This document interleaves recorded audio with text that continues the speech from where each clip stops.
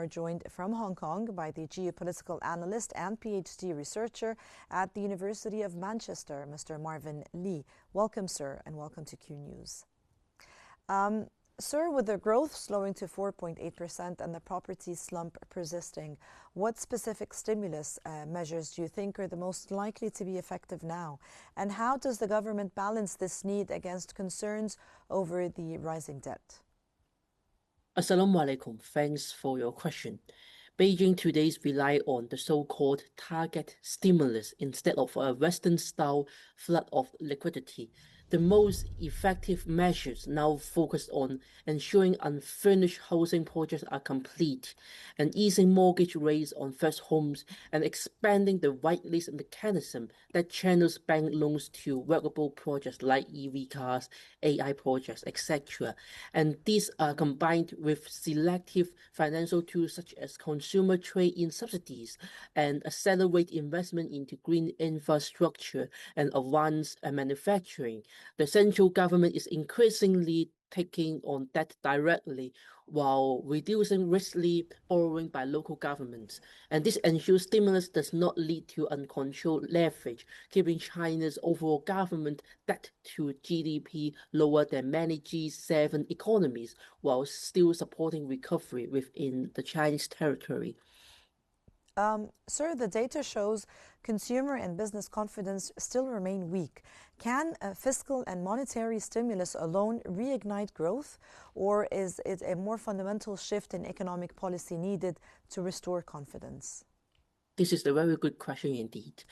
Rate cuts, reserve requirement reductions, and consumption subsidies provide short-term support, but confidence requires deeper reform. Private firms like Huawei, BYD need stronger legal certainty, better market access, and fair competition against state-owned enterprise. And equally, property policy must become more transparent and predictable for the longer future.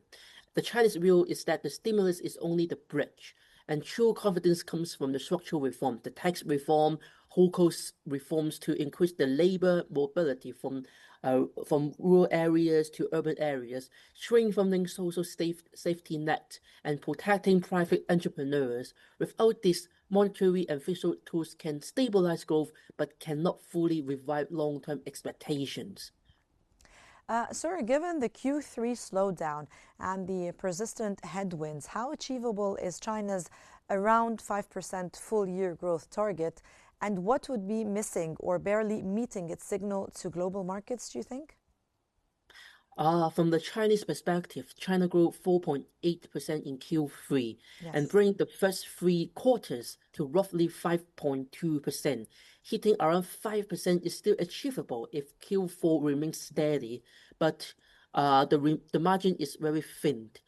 If China missed the target, it signals controlled deceleration rather than crisis showing the shift from poverty-driven growth to innovation and domestic consumption remains on track. And we can see that the Chinese government has been promoting China to the rest of the world, encouraging foreign travelers to visit China in order to stimulate the entire Chinese economy by buying products, services from China, traveling to China. And the hashtag travel to China has become very popular on TikTok and Instagram nowadays. Consumption is now the main growth driver and contributing at 53.5% of the GDP. How sustainable do you think this is, a reliance on domestic consumption, especially if the job market weakens?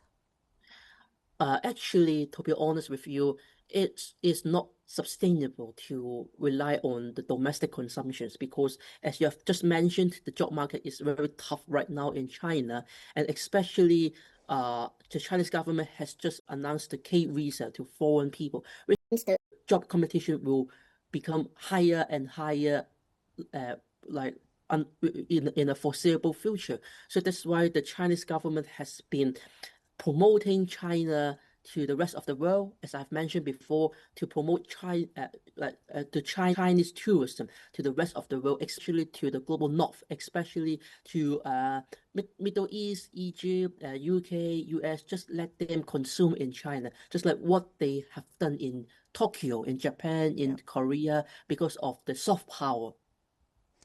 And the trade-in programs have boosted sales of vehicles and appliances. Is this a one-off demand boost, or can it successfully transition into a lasting cycle of consumer spending and industrial upgrading? The trade-in policies for cars, EVs, and home appliances are not just short-term stimulus. They replace old efficient products with new energy vehicles, smart appliances, and energy-saving equipment. This creates a cycle where consumption drives industrial upgrading, like EV cars, phones, air cons, etc. Evidence shows that appliance sales rose sharply following subsidies, but to make it long-lasting, China must ensure affordable consumer credit, stable employment, and continued incentive for green and high-tech products. If executed well, this becomes more like Japan or Germany's high-tech consumer market evolution rather than just a short-term stimulus for short-term growth. And from Hong Kong, that was the geopolitical analyst and PhD researcher at the University of Manchester, Mr. Marvin Lee. Thank you so much, sir, for joining me here today.